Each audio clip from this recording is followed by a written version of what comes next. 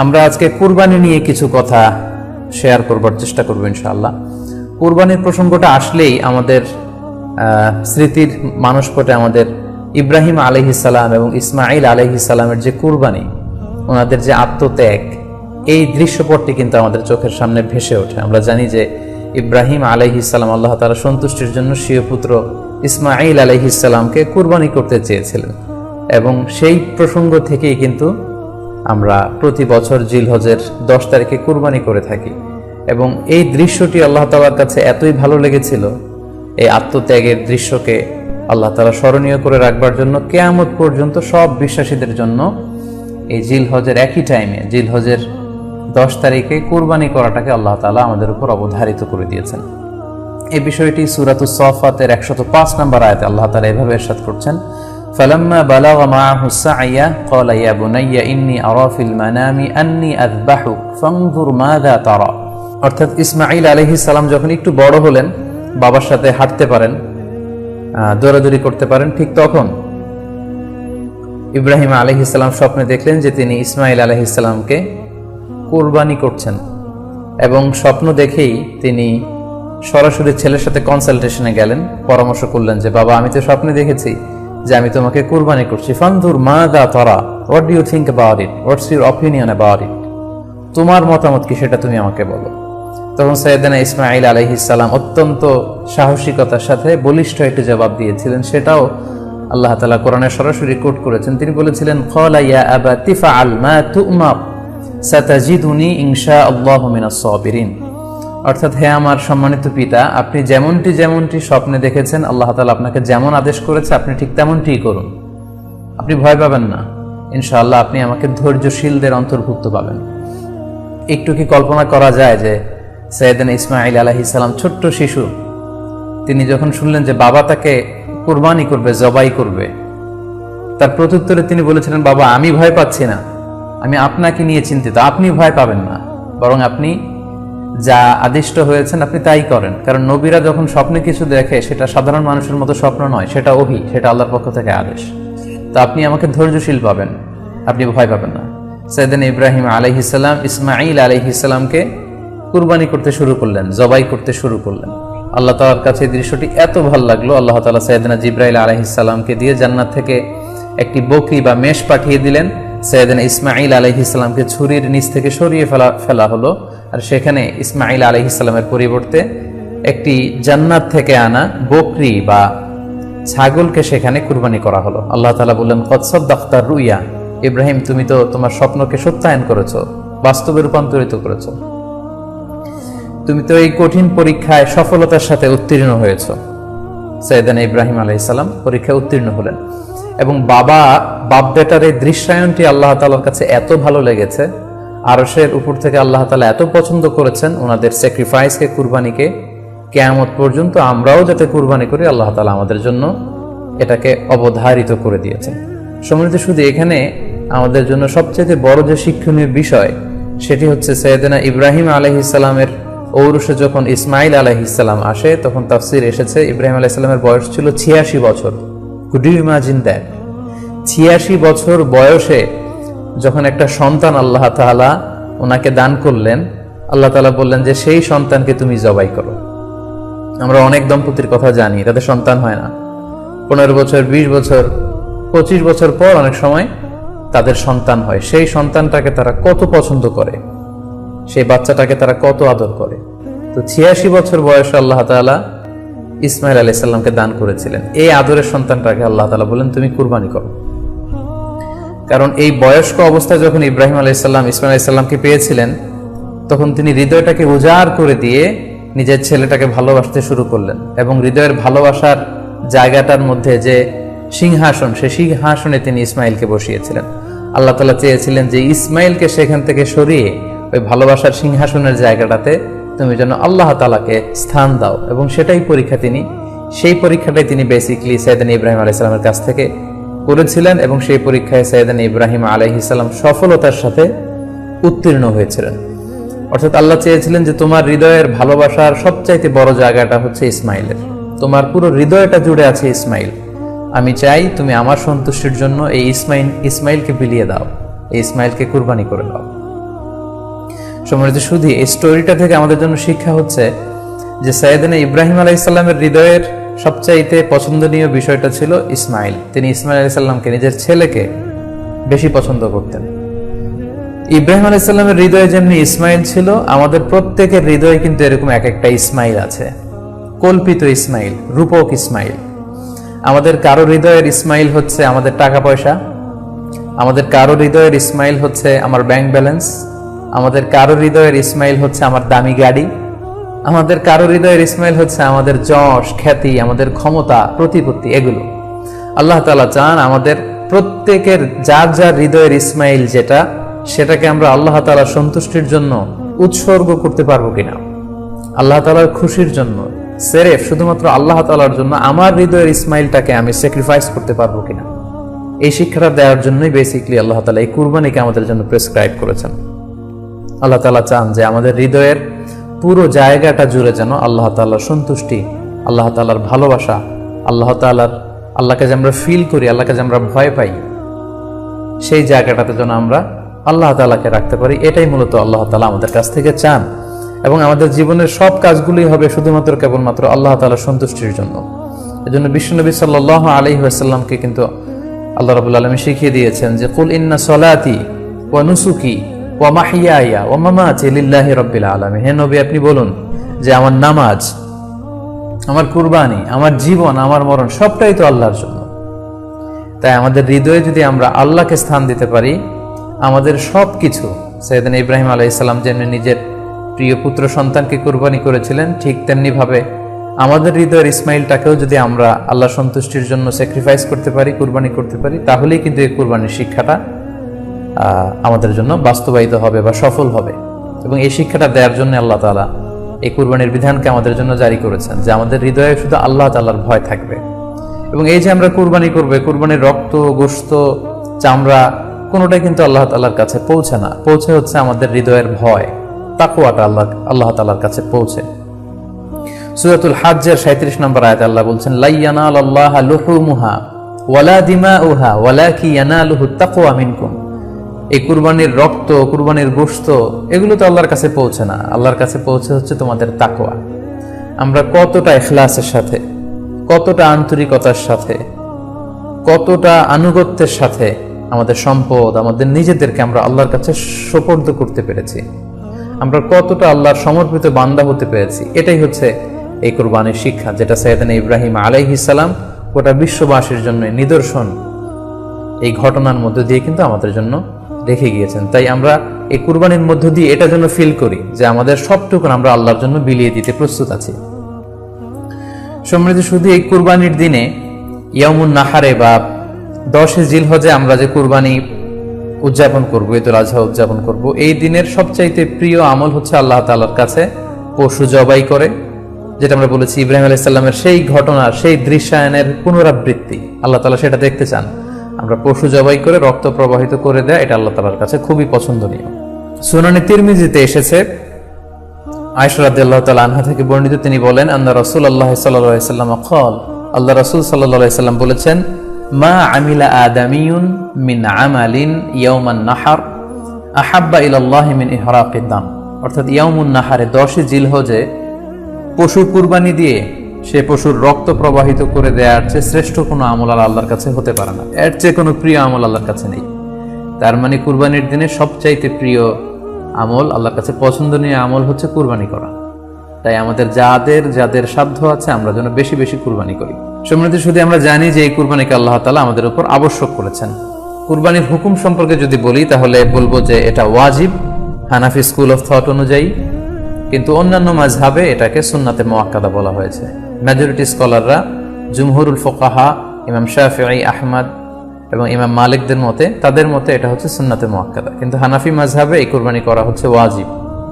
যেহেতু আমাদের বাংলাদেশে বেশিরভাগই হচ্ছে হানাফি মাযহাবের অনুসারী, সো এটা কিন্তু আমাদের জন্য অবধারিত। যাদেরকে আল্লাহ তাআলা সম্পদ দিয়েছেন, টাকা পয়সার মালিক বানিয়েছেন, স্বাবলম্বী করেছেন, আমাদের প্রত্যেকের উপর কিন্তু এই কুরবানি করাটা ওয়াজিব।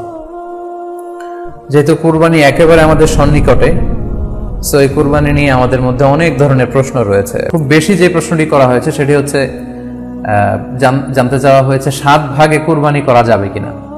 এই ধরনের প্রশ্ন কিন্তু আমরা আগে শুনতাম না। রিসেন্টলি কিছু কিছু স্কলারদের আলোচনা বা এতে করে লোকজন হয়তো বিভ্রান্তিতে ভোগেন কিংবা একটা ধোঁয়াশা তৈরি হয়, ফলে এই প্রশ্নটি করা হচ্ছে। আমরা আবহমান কাল থেকে আমাদের প্রিয় মাতৃভূমি বাংলাদেশে হয়তো ছাগল কুরবানি দিয়েছি অথবা গরু কুরবানি দিয়েছি সর্বোচ্চ 7 ভাগে। সো এটা আমাদের সবার কাছে জানা ছিল, এ নিয়ে আগে সংশয় ছিল না। ইদানিংকালে অনেকের মধ্যে এই বিষয়ে সংশয় জেগেছে। কেউ কেউ বলে থাকেন যে ভাগে যদি কুরবানি দেয়া হয় 7 জনে মিলে, গরুতে বা মহিষে বা উটে, এই ভাগে কুরবানি হবে না, এটা অনেকে বলে থাকেন। এই কথাটি আসলে ঠিক নয়। আপনি যদি ভাগে কুরবানি দিতে চান এটি জায়েজ আছে, এবং একটি উটে বা মহিষে বা গরুতে আপনি সর্বোচ্চ 7টি ভাগে কুরবানি দিতে পারবেন ইনশাআল্লাহ। এ ব্যাপারে সহিহ মুসলিমের একটি হাদিসকে আমরা এখানে উল্লেখ করতে চাই।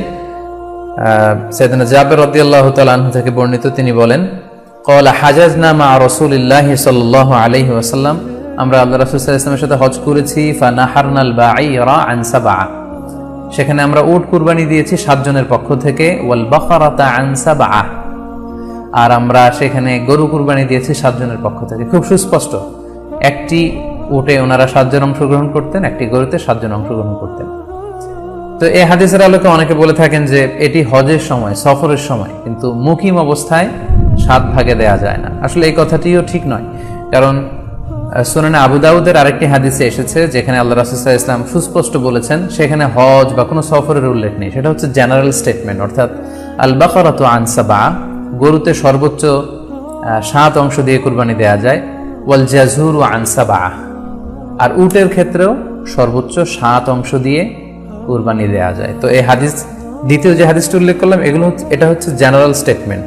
সেখানে সফর মুকিম কোনো কথা বলা হয়নি। ইন জেনারেলি বলা হয়েছে যে উটে 7 ভাগ দেয়া যায়, গরুতে 7 ভাগ দেয়া যায়।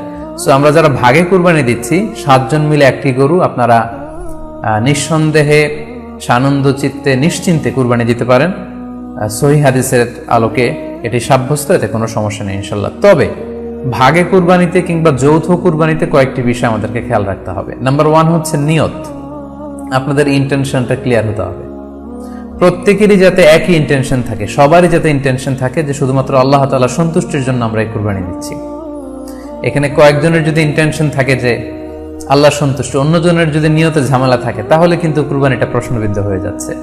কারণ ইন্নামাল আমালু বিন্নিয়াত, ইয়ানি ইন্নামা সাওয়াবুল আমালি বিন্নিয়াত, সমস্ত কাজের প্রতিদান দেয়া হবে আপনার ইন্টেনশন বা নিয়তের উপর ভিত্তি করে।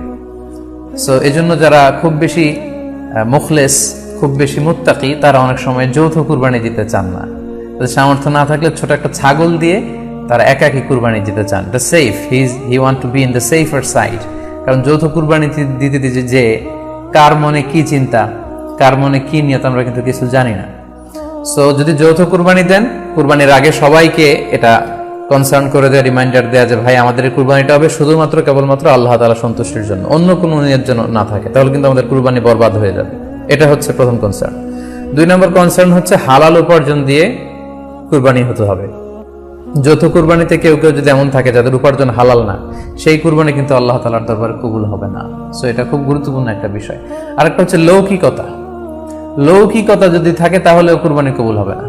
যৌথ কুরবানিতে কারো যদি এটা থাকে যে আমার গরুটা সবচেয়ে বড়, আমাদের গরুটা এলাকার সবচেয়ে বড় গরু, এবং সবাইকে বলে বেড়াচ্ছে যে এইবারের গরুটা সবচেয়ে বড় হয়েছে, আমার চেয়ে বড় গরু কেউ দিতে পারে না এই এলাকায়। তো এই জাতীয় যদি লৌকিকতা প্রবণতা কারোর মধ্যে থাকে, তাহলেও কিন্তু তার কুরবানি কবুল হবে না। সো যৌথ কুরবানি যদি আপনারা দিতে চান, এই বিষয়গুলো আমাদেরকে খেয়াল রাখতে হবে। আরো একটি প্রশ্ন খুব বেশি আমাদের কাছে জানতে চাওয়া হয়েছে, সেটা হচ্ছে কুরবানির সাথে আকিকা দেয়া যাবে কিনা। খুব বেশি আলোচনা হচ্ছে এই প্রসঙ্গটা যে কুরবানির সাথে আকিকা দিয়ে দেয়া যাবে কিনা। এক্ষেত্রে আমরা উত্তরে বলবো যে কুরবানি এবং আকিকা আপনাদের খেয়াল রাখতে হবে যে ভিন্ন দুটি ইবাদত।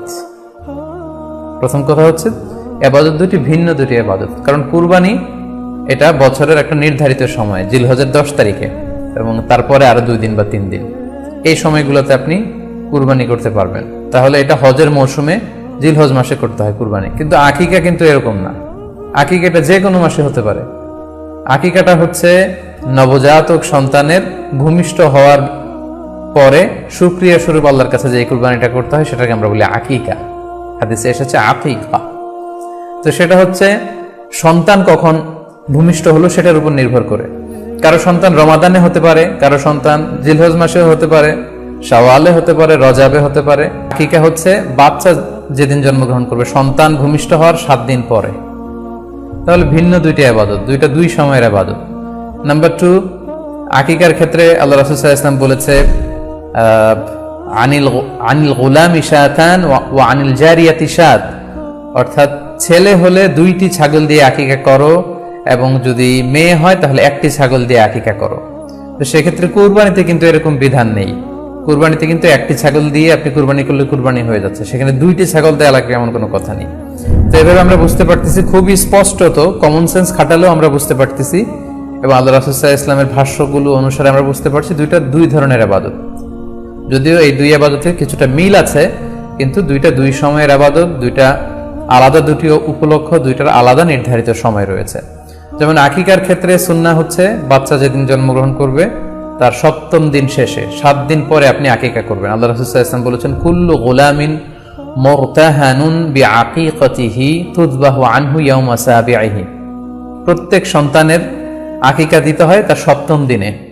ওয়া ইউহলাকু ওয়া ইউসাম্মা, এবং 7ম দিনে মাথার চুল ফেলে দিতে হয়, তার সুন্দর একটি নাম রাখতে হয়। তাহলে আকিকার বিধান হচ্ছে সম্মানিত সুধী সন্তান জন্মগ্রহণ করার 7 দিন পরে। আমরা বুঝতে পারলাম আল্লাহ রাসূল সাল্লাল্লাহু আলাইহি ওয়াসাল্লামের ভাষ্য অনুযায়ী, কথা অনুযায়ী, কওল অনুযায়ী।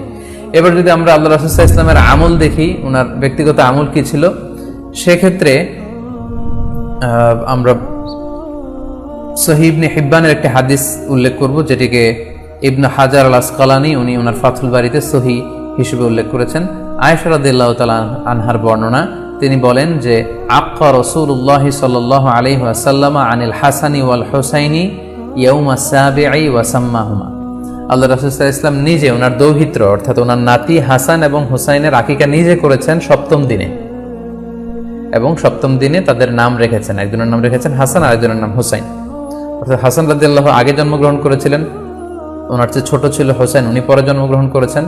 তো ওনাদের জন্মের পরে 7 দিন পরে আল্লাহ রাসূল সাল্লাল্লাহু আলাইহি ওয়াসাল্লাম ওনাদের আকিকা দিয়েছিলেন, এবং 7ম দিনে উনি আকিকাও দিয়েছেন এবং তাদের নামও রেখেছেন। তাহলে আল্লাহ রাসূল সাল্লাল্লাহু আলাইহি ওয়াসাল্লামের কওলি হাদিস, ওনার ভাষ্য মতে আমরা জানলাম উনি বলেছেন 7ম দিনে আকিকা দিতে হয়, এবং ওনার ব্যক্তিগত আমল থেকে আমরা জানতে পারলাম যে উনি ওনার 2 নাতির আকিকা দিয়েছেন 7ম দিনে এবং নাম রেখেছেন। তাহলে এ থেকে আমরা সুস্পষ্ট বুঝতে পারি যে আকিকা দিতে হয় সন্তান জন্মগ্রহণ করার 7 দিন পর, 7ম দিনে। যদিও তবরানীতে আরেকটি হাদিস এসেছে যেখানে বলা হয়েছে যে আকিকা 7ম দিনেও দেয়া যায়, 14তম দিনে দেয়া যায়, 21তম দিনে দেয়া যায়। যদি 7ম দিনে কেউ দিতে না পারে কোনো কারণে, তাহলে 14তম দিন, না পারলে 21তম দিন। তাহলে সুস্পষ্টভাবে উল্লেখ আছে যে আকিকার সময়সীমা 7ম দিনের কথা আমাদেরকে বলা হয়েছে। তো সেক্ষেত্রে আপনার সন্তান জন্মগ্রহণ করলে আপনি শুকরিয়া স্বরূপ কুরবানি করবেন, আত্মীয় স্বজনকে খাওয়াবেন, আকিকার গোশত নিজেরাও খাবেন। তো এটা যদি আপনি কুরবানির জন্য রেখে দেন, তাহলে তো সন্তান দুনিয়াতে আসার এই আনন্দটা থাকে না। একজন যখন সন্তান পায়, সে কেমন যেন আকাশের চাঁদ হাতে পায়। তো তখন তার 7 দিনের মধ্যে যে আনন্দটা থাকে, ওই দিন তার নাম রাখা হবে, আত্মীয় স্বজনরা আসবে, বাচ্চাকে দেখবে, দোয়া করবে, তখন আকিকা করে গোশত নিজে খাবেন, আত্মীয়দের খাওয়াবেন, পাড়া প্রতিবেশীদেরকে দিবেন। এটা হচ্ছে সন্তান ভূমিষ্ঠ হওয়ার উপলক্ষকে কেন্দ্র করে এই আকিকা। সো এটাকে কুরবানির সাথে মিক্স আপ করার কোনোই প্রয়োজন নেই, এবং এক্ষেত্রে সুস্পষ্ট গাইডলাইন হচ্ছে যে 7ম দিনে আকিকাটা দিতে হয়। সো আমরা যেন 7ম দিনে আকিকাটা দেই। তবে হ্যাঁ, এখন প্রশ্ন হচ্ছে 7ম দিনে কেউ দিতে পারেননি, 14তম দিনেও দিতে পারেননি, 21তম দিনেও দিতে পারেননি, হাতে টাকা ছিল না, সামহাও কোনো কারণে মিস করেছেন, তখন আপনি যখন সুযোগ হয় তখন করে দেন। ওই প্রেক্ষাপটে আপনি যদি কুরবানির সময়ও আকিকা দিয়ে দিতে চান, এটা আদায় হয়ে যাবে ইনশাআল্লাহ। আশা করা যায় আদায় হয়ে যাবে, এবং এটা জায়েজ আছে। তবে এটা সুন্নাহ নয়। সুন্নাহ হচ্ছে 7ম দিনে আকিকা দেওয়া। পাশাপাশি গরু দিয়ে, মহিষ দিয়ে, উট দিয়ে আকিকা দেওয়াও কিন্তু সুন্নাহ নয়। আকিকা দেয়া সুন্নাহ হচ্ছে ছাগল দিয়ে। সুন্নাহসম্মত হচ্ছে আকিকা 7ম দিনে দেয়া এবং ছাগল দিয়ে দেয়া। ছেলের ক্ষেত্রে 2টি ছাগল, মেয়ের ক্ষেত্রে 1টি ছাগল। আশা করি কুরবানির সাথে আকিকার প্রসঙ্গটি আপনাদের কাছে ক্লিয়ার হয়েছে। সম্মানিত সুধী, এবার আমরা শুনবো আরো একটি মোস্ট আস্কড কোশ্চেন। কুরবানি না দিয়ে কুরবানির টাকা দান করে দিলে ওই সওয়াব পাওয়া যাবে কিনা? এই প্রশ্নগুলো কিন্তু আমরা আগে শুনতাম না। রিসেন্ট সময়ে, গত কয়েক বছর আগে আমরা খেয়াল করেছি যে তারকা জগতের কিছু লোক বা নাটক সিনেমা জগতের কিছু লোক এরকম ঘোষণা দিয়েছে যে আমরা টাকা বন্যার্থ লোকদেরকে দিয়ে দিলাম, আমরা কুরবানি দেব না। তো ওনাদেরকে আল্লাহ এত টাকা দিয়েছেন, ওনারা বন্যার্থ লোকদেরকেও সহায়তা করতে পারেন, আবার কুরবানিও করতে পারেন। সো একটা দিয়ে আরেকটা হবে না। আপনি যদি টাকা দান করে দেন এটা সাদাকার সওয়াব হবে, কিন্তু কুরবানির সওয়াব কিন্তু আপনি পাবেন না। আল্লাহ রাসূল সাল্লাল্লাহু আলাইহি ওয়াসাল্লাম বলেছেন, কুরবানি করলে যেই প্রাণীটার কুরবানি করা হলো ওই প্রাণী তার শিং নিয়ে, তার গায়ের পশম নিয়ে, পায়ের খুরগুলো নিয়ে কিয়ামতের ময়দানে দাঁড়াবে। সো এই সওয়াব থেকে কিন্তু আপনি বঞ্চিত হয়ে গেলেন। তাই এ ব্যাপারে সুস্পষ্ট কথা হচ্ছে, আপনি যদি কুরবানির টাকা দান করে দেন, দানের সওয়াব হবে, কিন্তু কুরবানির সওয়াব হবে না, এবং কুরবানির এই ওয়াজিব বিধানটিও কিন্তু আদায় হবে না। আপনার উদ্দেশ্য ভালো, কিন্তু আপনার পদ্ধতিতে সমস্যা। আপনার উদ্দেশ্য হচ্ছে যে বন্যা দুর্গত মানুষ, সাতক্ষীরাতে বা আশেপাশের জেলাগুলোতে বন্যায় মানুষ না খেয়ে মারা যাচ্ছে, আমি টাকাগুলো দান করে দেই, তাহলে বেশি তারা উপকৃত হবে। আমি বলবো যে আপনার যদি সামর্থ্য থাকে সেক্ষেত্রে আপনি বন্যার্থ লোকদেরকে দানও করেন, পাশাপাশি কুরবানিও করেন, দুই জিনিস। অথবা আপনি যদি শুধু কুরবানি করতে চান সেটাও আপনি করতে পারেন। আপনি কুরবানি করবেন, এতে করে কিন্তু আপনি যে দান করতে চান আপনার এই পারপাসটাও কিন্তু সার্ভ হবে। কিন্তু কুরবানির টাকা দান করে দিলে কখনো কুরবানি আদায় হবে না। আপনি যদি কুরবানি করেন এক্ষেত্রেও কিন্তু দরিদ্র জনগোষ্ঠীর বিশাল স্বার্থ এখানে আছে, কারণ বছরের একটা দীর্ঘ সময় ধরে এই সুবিধাবঞ্চিত মানুষগুলো কিন্তু আমিষের অভাবে তারা ভোগে, পুষ্টিহীনতায় ভোগে। তারা এমনও অনেক ফ্যামিলি আছে বছরে শুধু এই কুরবানির সময় এই মৌসুমটাতে তারা কিছু গোশত খেতে পারে। সো তাদের মধ্যে আপনি কুরবানি করে এই গোশত বিতরণ করতে পারেন। সো এই কোভিড-19 পিরিয়ডে আমাদের উচিত বেশি বেশি কুরবানি করা, কুরবানি করে এই অভুক্ত মানুষদের ঘরে ঘরে কুরবানির গোশত পৌঁছে দেয়া। তাহলে আপনি কুরবানির মাধ্যমে কিন্তু এই গোশত বিতরণ করে তাদের সহায়তা করতে পারলেন। পাশাপাশি যারা খামারি আছে, আপনি কুরবানি করলে এই তাই খামারিদের এই ব্যবসা প্রসেসেও কিন্তু আপনি অংশগ্রহণ করলেন। আপনি তাদের ব্যবসাতে, আল্লাহ তাআলা সুদকে হারাম করেছেন, ব্যবসাকে হালাল করেছেন, তাহলে ব্যবসার মতো একটা চমৎকার কাজও আপনি সহায়তা করলেন কুরবানির মধ্য দিয়ে। আরো একটা গুরুত্বপূর্ণ বিষয় হচ্ছে, আমাদের গ্রাম বাংলায় কিন্তু আমাদের অনেক গরিব লোকজন আছে বা মা বোনেরা আছে যারা সারা বছর ব্যাপী ছাগল পালে এই আশায় যে কুরবানির সময় ছাগলটাকে বিক্রি করবে, অথবা গরু পালে। গ্রামগঞ্জে অনেক পরিবার আছে যে বছর শেষে কুরবানির সময় আসলে তারা এটা ভালো দামে বিক্রি করবে এবং সেই টাকা দিয়ে সারা বছর চলবে। সো আপনি যদি কুরবানি করেন তাহলে ওই প্রান্তিক জনগোষ্ঠীকেও কিন্তু সহায়তা করা হবে। পাশাপাশি কুরবানির এই সময়গুলোতে হাজার হাজার কসাইদের একটা জীবিকার ব্যবস্থা হয়। তারা গরু জবাই করে, চামড়া খোলে, গোশত কাটে। তো এই কুরবানির দিনগুলোতে কিন্তু হাজার হাজার কসাইদের হালাল জীবিকার একটা ব্যবস্থা হয়। কসাইরা কিন্তু কোটিপতি হয় না। সো আপনি এই কুরবানির প্রসেসটাকে যদি আরো বেশি প্রমোট করেন তাহলে এই কসাইদেরও কিন্তু একটা রিজিকের ব্যবস্থা হচ্ছে। আরো ইন্টারেস্টিংলি, কুরবানির যে চামড়া, পশুর যে চামড়া, এই চামড়াগুলো কিন্তু ইয়াতিমের হক, গরিবদের হক। সো আপনি কুরবানির চামড়া বিক্রি যদি করে দেন, চামড়া চাইলে আপনি ব্যবহার করতে পারেন, অথবা বিক্রি করলে এটা কিন্তু ইয়াতিমখানাতে, মাদ্রাসাগুলোতে, অভাবী মানুষদেরকে এই দামটা কিন্তু দিয়ে দিতে হয়। ফলে কুরবানির এই চামড়া থেকে কিন্তু মাদ্রাসাগুলো বা ইয়াতিম ছাত্রছাত্রীরা উপকৃত হচ্ছে। তাহলে এখানে অনেক বিষয় জড়িত। যদিও বর্তমান সময়ে চামড়া শিল্প ধ্বংস করার একটা বিশাল পায়তারা চলছে, চামড়ার দাম পড়ে যাচ্ছে। তো আমরা যদি কুরবানি না দেই আমাদের চামড়া শিল্প হুমকির মুখে পড়বে। এবং এই যে হাজার হাজার মাদ্রাসা এবং এতিমখানা আছে যাদের একটা বড় ইনকামের বা আয়ের উৎস হচ্ছে কুরবানির সময় এই চামড়ার টাকা। সো মানে with all this discussion, it seems that through sacrifice you can contribute more. আপনি যদি কুরবানি করেন এবং এটা যদি বেশি বেশি করেন তাহলে আপনি যে চাচ্ছেন অসহায় মানুষদেরকে সহায়তা করতে, এটা আরো বেশি বেশি করা হলো, বেশি বেশি করা হলো। তাদেরকে গোশত বিতরণ করে আপনি সহায়তা করলেন, খামারিদেরকে ব্যবসার ক্ষেত্রে সহযোগিতা করলেন, গ্রামের যে নারীরা ছাগল পাললো, গরু পাললো তাদের সহায়তা করলেন, কসাইদের হালাল জীবিকার জন্য সহযোগিতা করলেন, মাদ্রাসার ইয়েতিম ছাত্রদেরকে আপনি সহায়তা করলেন। সো আমি বলবো যে কখনো এই ভুল সিদ্ধান্ত নেবেন না যে কুরবানির টাকা আমি দান করে দেব। না, আপনি কুরবানি করবেন, এতে আপনার কুরবানির ওয়াজিব আদায় হবে, গরিবদেরকে সহযোগিতাও করা হবে। সেক্ষেত্রে যদি আপনি স্বাস্থ্য ঝুঁকি মনে করেন সেক্ষেত্রে আপনি সরাসরি হাটে যেতে না চাইলে অনলাইনে গরু ক্রয় করতে পারেন। আরো একটি সহজ পদ্ধতি আছে, সেটা হচ্ছে যারা শহুরে জীবন যাপন করছেন, শহরে আছেন, তারা চাইলে কিন্তু আপনার গ্রামের আত্মীয় স্বজনদের কাছে আপনার টাকা পাঠিয়ে দিয়ে কুরবানি আদায় করতে পারেন। টাকা পাঠিয়ে দিলে তারা আপনার পক্ষ থেকে ছাগল বা গরু কিনে কুরবানি করে তারা গোশত খেয়ে উপকৃত হলো, আশেপাশের গরিব আত্মীয় স্বজনদের মধ্যে বিতরণ করে এই কুরবানির প্রক্রিয়াটা আদায় হলো। এটাও খুব সহজে কিন্তু করা যেতে পারে। আর কুরবানির ক্ষেত্রে প্রতিনিধিত্ব জায়েজ আছে। অন বিহাফ অফ ইউ, অন্য কেউ আপনার পক্ষ থেকে কুরবানি করতে পারবে, আপনি টাকা দিয়ে দিলেই হলো। আর যারা হাটে যে নিজে দেখে শুনে গরু ছাগল কিনে এনে নিজে কুরবানি করে সব ব্যবস্থাপনা করতে পারবেন, আয়োজন করতে পারবেন, সেটা সবচাইতে ভালো। সেটা তো নূরুন আলা নূর, এটা নিয়ে কোনো কথা নেই। আশা করি কুরবানির টাকা দিয়ে দিলে কুরবানি আদায় হবে কিনা এই ব্যাপারটি আপনারা বুঝতে পেরেছেন।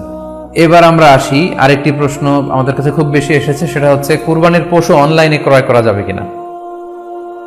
খুবই রেলেভেন্ট একটি কোশ্চেন, যেহেতু এখন অনেকেই হাটে যেতে চাচ্ছেন না, অনলাইনে আমরা অনেক কেনাকাটা করি, ফলে অনলাইনে কুরবানির পশুটা ক্রয় করা যাবে কিনা এটা হচ্ছে প্রশ্ন।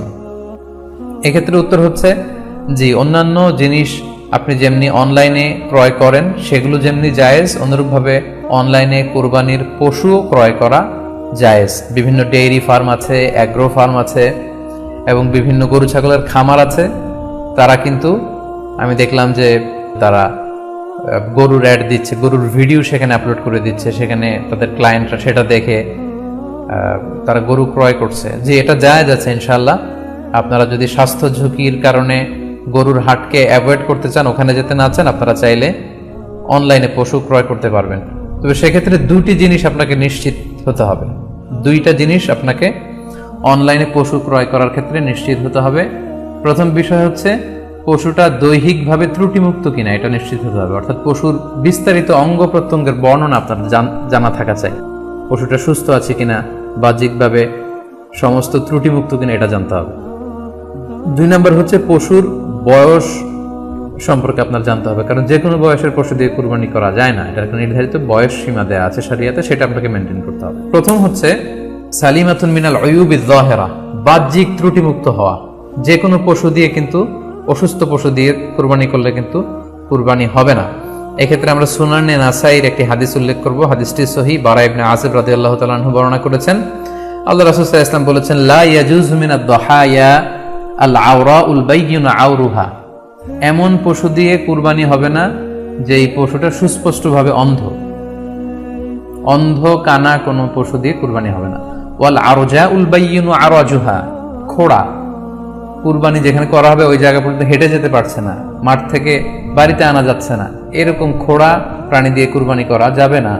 ওয়াল মারিদাতুল বাইয়িনু মারাদুহা, খুব বেশি অসুস্থ, খুবই দুর্বল অসুস্থ প্রাণী দিয়ে কুরবানি করা যাবে না। ওয়াল আজফা উল্লাতি লা তুনকি, এবং এমন বয়স্ক বৃদ্ধ প্রাণী যে অতি বয়সের ভারে এটা নুজ্জ হয়ে গিয়েছে এবং এর হাড্ডির ভেতরে যে মজ্জা শুকিয়ে গিয়েছে, এরকম প্রাণী দিয়েও কিন্তু কুরবানি করা যাবে না। তাহলে সুনানে নাসাইর এই সহিহ হাদিসটির মধ্য দিয়ে আমরা বুঝতে পারলাম যে অন্ধ প্রাণী দিয়ে কুরবানি করা যায় না, খোড়া প্রাণী দিয়ে করা যায় না, খুবই দুর্বল প্রাণী দিয়ে এবং খুব বয়স হয়েছে এরকম প্রাণী দিয়ে কিন্তু কুরবানি করা যাবে না। তারপর আমরা সুনানে তিরমিজির আরেকটি হাদিস এখানে উল্লেখ করব। এই হাদিসটিও হাসান পর্যায়ের হাদিস। বর্ণনাকারী হচ্ছেন আলী রাদিয়াল্লাহু তাআলা আনহু। তিনি বলেন, নাহা রাসূলুল্লাহ সাল্লাল্লাহু আলাইহি সাল্লাম আইয়ুদহা বিআ'যাবিল করনি ওয়াল উযুন, অর্থাৎ আল্লাহ রাসূল সাল্লাল্লাহু আলাইহি ওয়াসাল্লাম শিং ভাঙা এবং কান কাটা এরকম প্রাণী দিয়ে কুরবানি করতে নিষেধ করেছেন।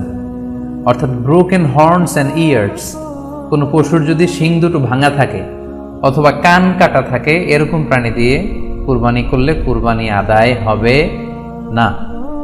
পশুর কানের ব্যাপারে আরো সুস্পষ্ট হাদিস এসেছে সুনানে তিরমিজিতে, এটিও হাসান পর্যায়ের হাদিস। বর্ণনাকারী সাইয়েদনা আলী রাদিয়াল্লাহু তাআলা আনহু, তিনি বলেন যে নাহা রাসূলুল্লাহ সাল্লাল্লাহু আলাইহি ওয়াসাল্লাম আইয়ুদহা বিমুকাবালাহ আও মুদাবারাহ আও শারকা আও খারকা আও জাদআ, অর্থাৎ আল্লাহ রাসূল সাল্লাল্লাহু আলাইহি ওয়াসাল্লাম মুকাবালা মানে এমন প্রাণী যে প্রাণীর কানের সামনের অংশ কাটা, এরকম প্রাণী দিয়ে কুরবানি করা যাবে না। আও মুদাবারা, এমন প্রাণী যে প্রাণীর কানের পেছনের অংশ কাটা, সেটা দিয়ে কুরবানি করা যাবে না। আও শারকা, অথবা কানের মাঝখানে কাটা, দুই দিক ঝুলে আছে, করা যাবে না। আও খারকা, অথবা কানের ভেতরে ছিদ্র, পশুর কানে যদি ছিদ্র থাকে, কেটে যে ছিদ্র হয়ে গিয়েছে, ড্রিলড হয়ে গিয়েছে, সেই প্রাণী দিয়ে কুরবানি করা যাবে না। আও জাদা, অথবা নাক কাটা, এরকম প্রাণী দিয়ে কুরবানি করা যাবে না। তাহলে আল্লাহ রাসূল সাল্লাল্লাহু আলাইহি ওয়াসাল্লামের ভাষ্য মতে এই প্রাণীগুলো দিয়ে কুরবানি করা যাবে না। ফলে আপনি অনলাইনে যদি পশু ক্রয় করতে চান, আপনার যে পশুটা ক্রয় করবেন এটা বাহ্যিকভাবে সুস্থ আছে কিনা, অঙ্গ প্রত্যঙ্গের বিস্তারিত বর্ণনা ভিডিওতে আপনাকে ক্রস চেক করে এবং বাড়িতে আনার পরে সেটাকে দেখে এই পারচেজটা আপনাকে নিশ্চিত করতে হবে। 2 নাম্বার খেয়াল রাখবার বিষয় হচ্ছে পশুর বয়স। কুরবানির পশুর একটা নির্ধারিত বয়স সীমা আছে। সেক্ষেত্রে উটের জন্য 5 বছর হওয়া লাগবে কমপক্ষে, গরু বা মহিষের ক্ষেত্রে কমপক্ষে 2 বছর হতে হবে এবং ছাগলের ক্ষেত্রে কমপক্ষে 1 বছর হতে হবে। আবার বলছি, উট 5 বছর, গরু 2 বছর এবং ছাগল 1 বছর। তবে মেষ বা ভেড়া, দুম্বা এগুলো যদি 6 মাসের হয়, দেখতে যদি মোটা সোটা হয়, 1 বছরের মতো মনে হয়, তাহলে সেগুলো দিয়েও কুরবানি করা যাবে। সেক্ষেত্রে পশুর যে দাঁত আছে, নিচের পাটের যে পশুর দাঁত, এই দাঁতগুলোর পাশে 2টা ধারালো দাঁত থাকে, এগুলো উঠেছে কিনা এগুলো দেখে দেখে আপনারা পশুর বয়সকে নির্ণয় করতে পারবেন। তাহলে অনলাইনে ক্রয়ের ক্ষেত্রে আমাদের উত্তর হচ্ছে যে অনলাইনে আপনি পশু ক্রয় করতে পারবেন। সেক্ষেত্রে আপনাকে 2টি বিষয়ে খুব খেয়াল রাখতে হবে। এক হচ্ছে পশুর অঙ্গ প্রত্যঙ্গ ঠিক আছে কিনা, বাহ্যিকভাবে সব ধরনের ত্রুটিমুক্ত কিনা। 2 নম্বর হচ্ছে পশুর বয়স। এই 2টি জিনিস যদি আপনি এনশিওর করেন, আপনি অনলাইনে পশু ক্রয় করে সেটা দিয়ে কুরবানি করলে কুরবানি হয়ে যাবে ইনশাল্লাহ, কোনো সমস্যা নেই। আরো একটি প্রশ্ন আমাদের কাছে খুব বেশি এসেছে, সেটা হচ্ছে কুরবানি কি পুরো পরিবারের পক্ষ থেকে একজন দিতে হবে নাকি সামর্থ্যবান প্রত্যেকের দিতে হবে? আমি আবার বলছি, প্রশ্নটি হচ্ছে যে অনেকে এই প্রশ্নটি করেছেন যে পুরো পরিবার থেকে একজন দিলে হয়ে যায় নাকি সামর্থ্যবান প্রত্যেকের দিতে হয়। সম্মানিত দিনী ভাই এবং বোনেরা, এটি একটি মতবিরোধপূর্ণ মাসআলা, অর্থাৎ এই মাসআলার ক্ষেত্রে স্কলারদের মধ্যে মতভেদ পাওয়া যায়। এক্ষেত্রে 2টি মতামত। একদল স্কলার বলেছেন যে এটা পরিবারের পক্ষ থেকে একজন দিলে আদায় হয়ে যাবে। অপর মতামত হচ্ছে যে না, সামর্থ্যবান প্রত্যেকের দিতে হবে। আমরা 2টি মতামত নিয়ে আলোচনা করি। প্রথম মত হচ্ছে যে এক পরিবারের পক্ষ থেকে একজনই যথেষ্ট।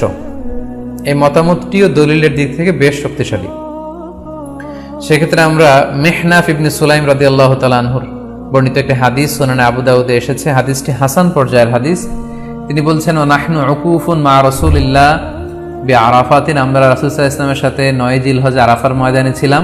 ক্বালা, তখন আল্লাহ রাসূল সাল্লাল্লাহু আলাইহি ওয়াসাল্লাম আমাদেরকে বলেছেন, ইয়া আইয়ুহান নাস, হে মানব সকল, ইন্না আলা কুল্লি আহলি বাইতিন ফি কুল্লি আমিন উদহিয়া, অর্থাৎ প্রত্যেকটি, আল্লাহ রাসূল সাল্লাল্লাহু আলাইহি ওয়াসাল্লাম বলেছেন, প্রত্যেকটি ফ্যামিলির জন্য প্রতি বছর একটি কুরবানি ওয়াজিব হয়।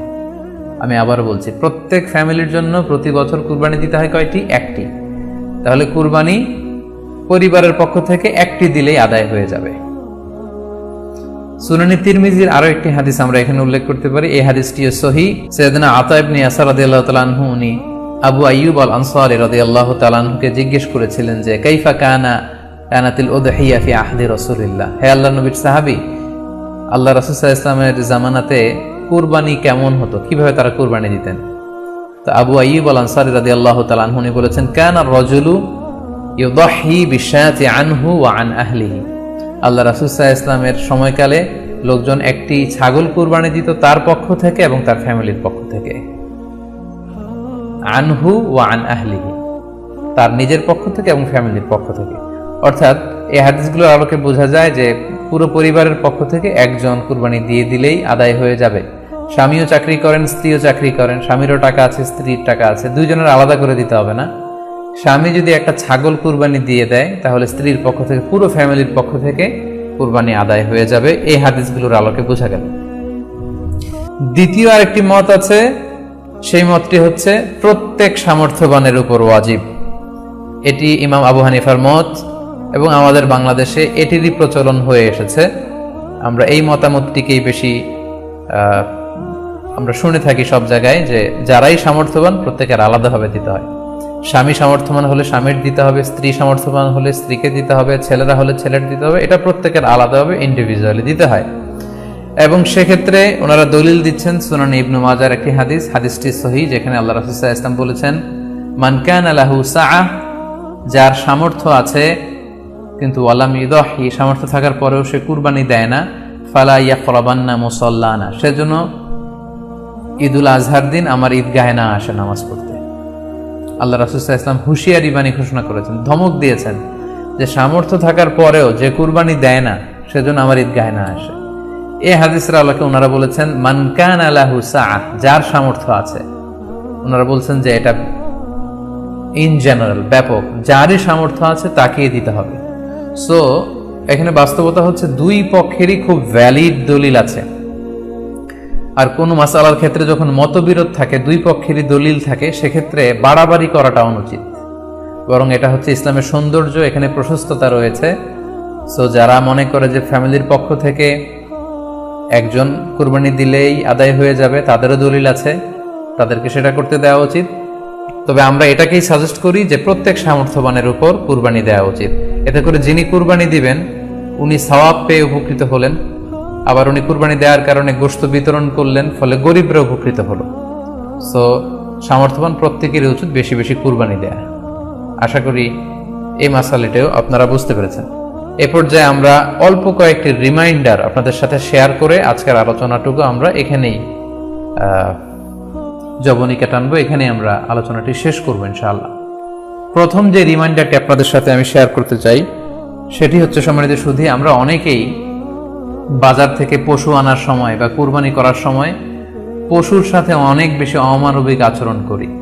এতে করে কিন্তু আপনার কুরবানিটা, পুরো কুরবানির প্রক্রিয়াটাই প্রশ্নবিদ্ধ হয়ে যেতে পারে।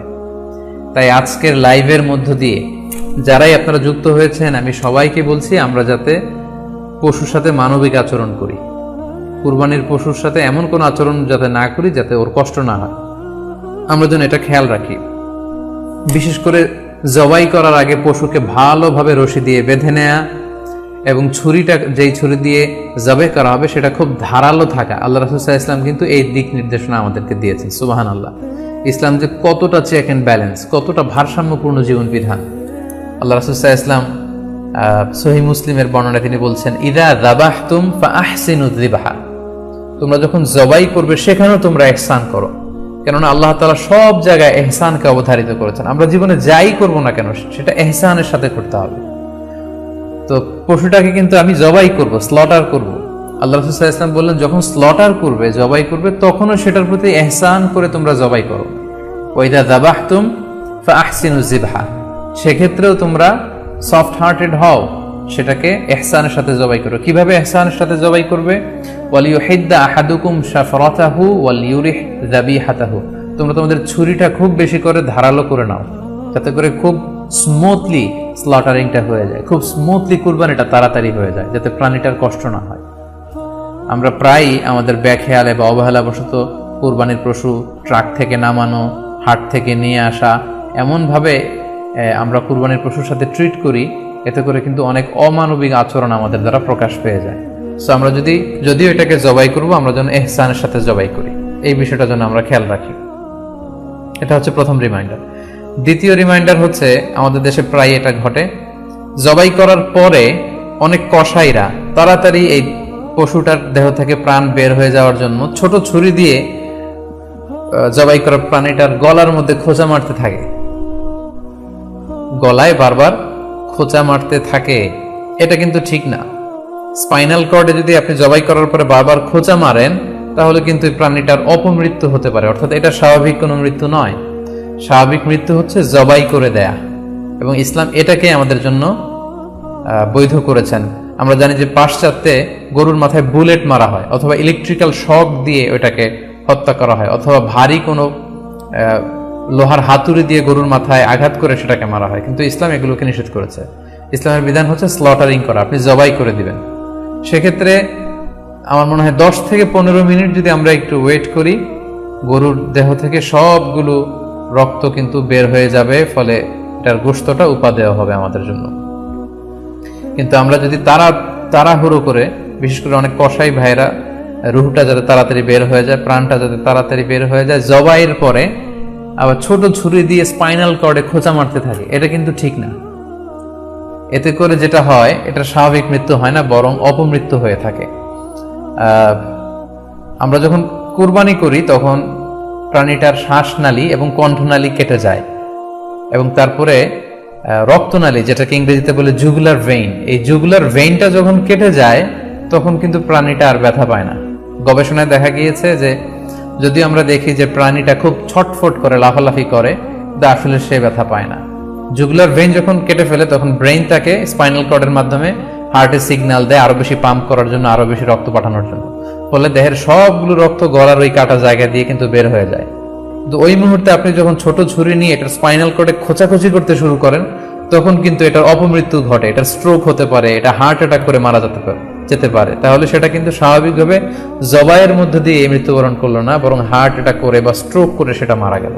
তখন কিন্তু আপনার কুরবানিটা প্রশ্নবিদ্ধ হয়ে যেতে পারে। তো এই জন্য আমি সকলের কাছে অনুরোধ করব, আপনারা তাড়াহুড়ো না করে 10 থেকে 15 মিনিট একটু ওয়েট করেন জবাইয়ের পরে। এটাকে স্বাভাবিকভাবে, ন্যাচারালি, প্রাকৃতিকভাবে এটার রুহটা বের হতে দিন। তা না হলে আমাদের কুরবানি কিন্তু প্রশ্নবিদ্ধ হয়ে যেতে পারে। 3 নম্বর রিমাইন্ডার হচ্ছে, আমাদের বাংলাদেশের অনেক জেলায় আমরা হিন্দু মুসলমান একসাথে থাকি। আমার কাছে নিউজ এসেছে যে অনেক জায়গায় অনেকে হিন্দুদের মন্দিরের সামনে কুরবানির গরু জবাই করে। এটা ঠিক না, কারণ আমরা জানি যে ওরা এই গরুর পূজা করে থাকে। সো আমরা এমন কিছু করব না যেটা ওদেরকে খুব বেশি কষ্ট দিবে। সো অনেকে শুনেছি যে উস্কানিমূলক ভাবে তারা একটু দেখিয়ে দিতে চায় বা তাদের উপর প্রতিশোধ নিতে চায়। এরকম করে অনেক সময় হিন্দুদের বিভিন্ন গ্রামে মন্দিরের সামনে এই কুরবানির ব্যবস্থাপনা করা হয়। আমি বলবো যে আমরা এটা যাতে না করি। আমরা হিন্দুদের যে উপাসনালয় আছে, আমাদের হিন্দু ভাইদের উপাসনালয়গুলোকে স্কিপ করে এমন জায়গায় কুরবানি করব যাতে করে তাদের এই দৃশ্য দেখা না লাগে এবং তাদের ইবাদতগাহের সামনেও যাতে আমাদের এরকম পরিস্থিতি তৈরি করতে না হয়। আমরা যাতে সাম্প্রদায়িক সম্প্রীতি আমাদের ইবাদতের মধ্য দিয়ে বজায় রাখতে পারি এবং কোনো ধরনের উস্কানিমূলক কর্মকাণ্ডে যেন আমরা কখনোই যুক্ত না হই।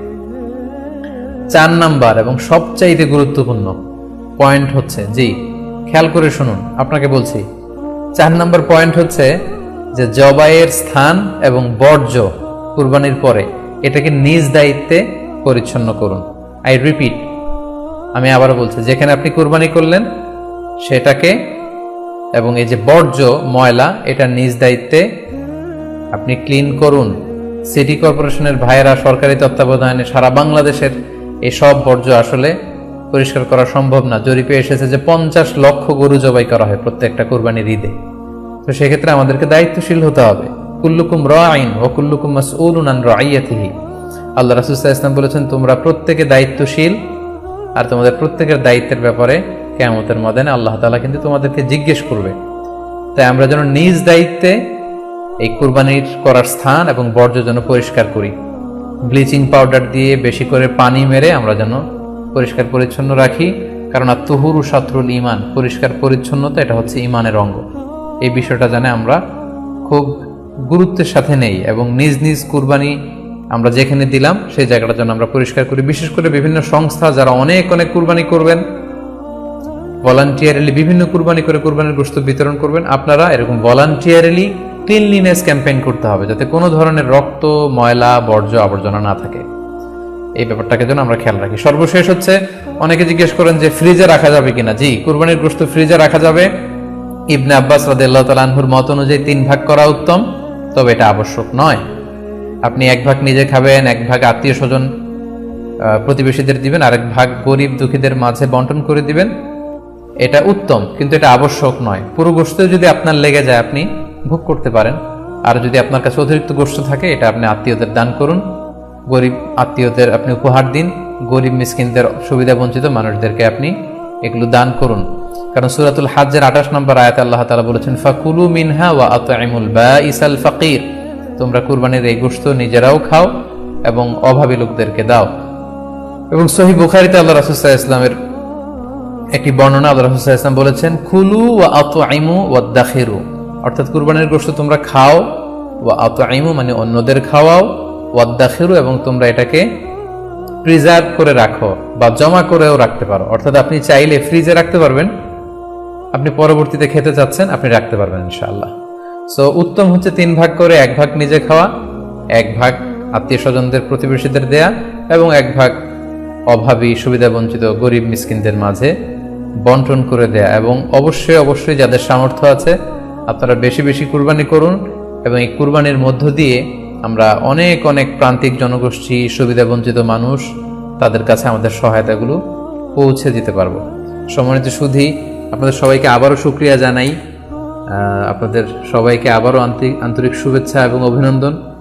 আমরা কামনা করি যে আল্লাহ তাআলার কাছে আমরা ফরিয়াদ করি জিলহজ মাসের প্রথম 10 দিনের যে বারাকা রাহমা, আমরা যেন নফল আবাদত করে করে বেশি বেশি তাকবীর তাহলিল দিয়ে এই দিনগুলো যেন মুখরিত রাখতে পারি, বেশি বেশি নফল আবাদত করতে পারি, নফল রোজা রাখতে পারি। বিশেষ করে অবশ্যই আরাফার দিনের রোজা যাতে আমরা মিস না করি। গোটা মুসলিম উম্মার জন্য আমরা দোয়া করি যে এই ঈদুল আজহার উৎসব যাতে আমরা ভাব গাম্ভীর্যের সাথে আবাদতের মধ্য দিয়ে, আনন্দ উৎসবের মধ্য দিয়ে পালন করতে পারি। আপনাদের সবার জন্য আমি দোয়া করছি, আমি নিজেও আপনাদের সবার কাছে দোয়া চাই। আল্লাহ তাআলা আপনাদের সবাইকে ভালো রাখুক, সুস্থ রাখুক, ঈমানের সাথে রাখুক। আপনারা শেয়ার করবেন বলে আশা করছি। সুবহানাকাল্লাহুম্মা বিহামদিকা আশহাদু আল্লা ইলাহা ইল্লা আনতা আস্তাগফিরুকা ওয়া আতুবু ইলাইক। ওয়াসসালামু আলাইকুম ওয়া রাহমাতুল্লাহি।